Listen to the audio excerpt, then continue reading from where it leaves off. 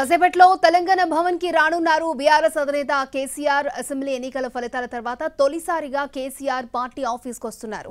తుంటి ఎముక సర్జరీ తర్వాత ఆయన భవన్ కు రావడం ఇదే మొదటిసారి. ఉదయం 11 గంటలకు కృష్ణా పరివాహక ప్రాంతంలోని ఉమ్మడి జిల్లాల నేతలతో బీఆర్ఎస్ అధినేత సమావేశమవుతారు.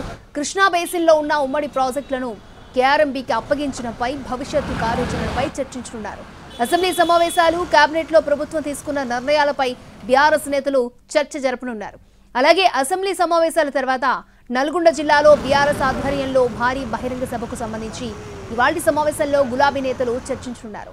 ఈ నెల 13న నల్గొండ టౌన్ లో భారీ సభకు ప్లాన్ చేస్తున్నారు. ఈ సభ నుంచి బీఆర్ఎస్ ఎన్నికల శంఖారావాన్ని పూరిస్తుంది.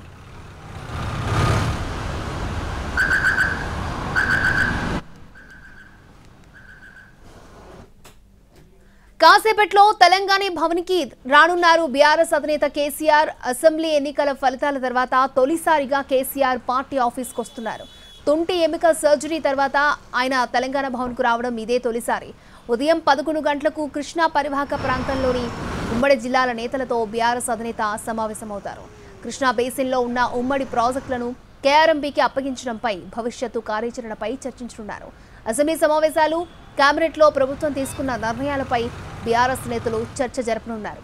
అలాగే అసెంబ్లీ సమావేశాల తర్వాత నల్గొండ జిల్లాలో బీఆర్ఎస్ ఆధ్వర్యంలో భారీ బహిరంగ సభకు సంబంధించి ఇవాల్టి సమావేశంలో గులాబీ నేతలు చర్చించనున్నారు. ఈ నెల 13న నల్గొండ టౌన్ లో భారీ సభకు ప్లాన్ చేస్తున్నారు. ఈ సభ నుంచే బీఆర్ఎస్ ఎన్నికల శంఖారావాన్ని పూరిస్తుంది.